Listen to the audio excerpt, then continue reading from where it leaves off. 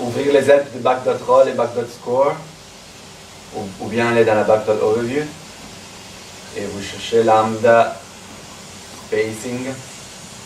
C'était une manière de faire un warp du temps sur un back.roll. Okay. Donc enfin, ce n'est plus linéaire, si vous voulez, mais vous pouvez par exemple, vous voyez qu'ici il est aligné avec une partition, ça se voit pas trop, parce qu'il y a...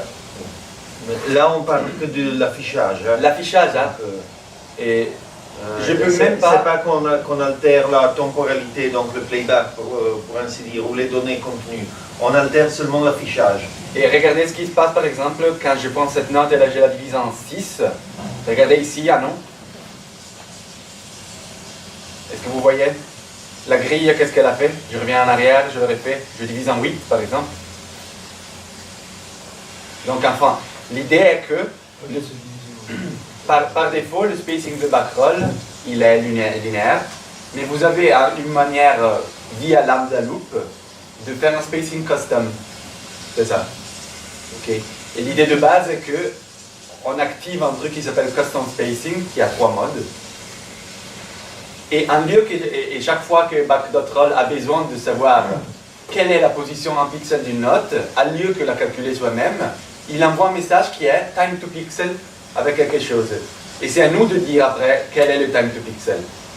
Et dans ce cas, dans cet exemple-là qui est enfin, on demande quel est le time to pixel à backscore, qui nous répondent, et on le dit à backroll. De cette manière, en fait, le spacing de back.roll est lié au spacing de back.score, forcément. Ça, c'est quelque chose qui peut être utile dans certains cas où vous avez un roll qui doit être superposé à un backscore, mais vous avez aussi une autre manière de superposer qui s'appelle... Bon, je suis presque en train de toucher les mêmes points, mais plus vite. Vous avez un truc qui s'appelle... vous avez plusieurs manières de faire un spacing et un backscore. Et parmi les spacing algorithmes de backscore, il y en a un qui s'appelle proportional. Et proportional, en fait, ça veut dire que backscore est un backroll. Sauf avec des lignes, des flags, enfin, mais vous voyez que c'est assez moche.